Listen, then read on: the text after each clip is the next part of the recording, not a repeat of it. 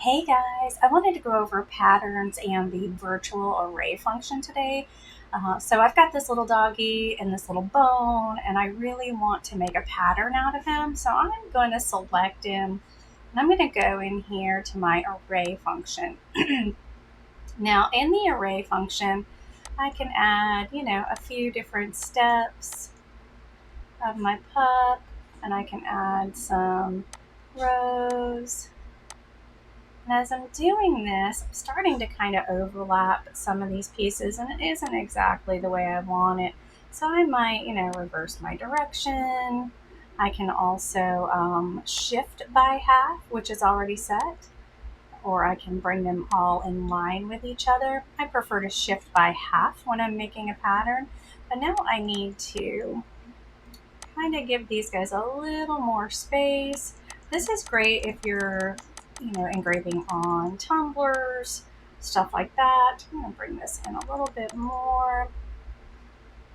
And then what I like about this new virtual array is I can actually, let me move this up just a hair more. There we go.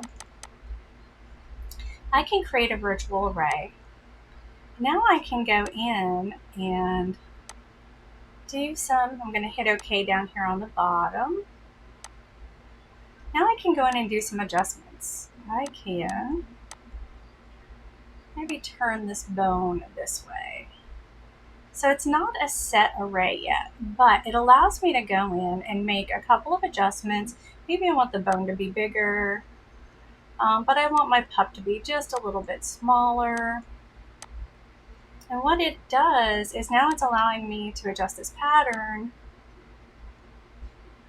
so that it fits together the way I want it to fit together.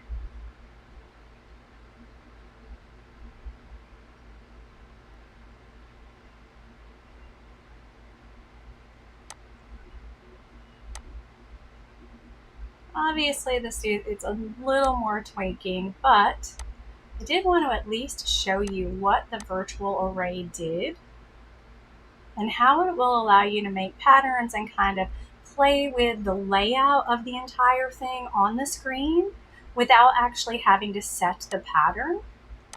And then in order to set, I can just go back in.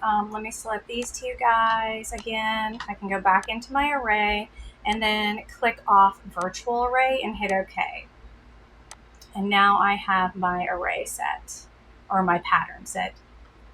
Let's be honest, not the best pattern. You can probably do better, but I did want to at least show you how to use virtual array and how it allows you to manipulate your pattern while you're still building it so that you can move things into the direction that you want them to go. Hope you enjoyed this tip and look forward to seeing you all later.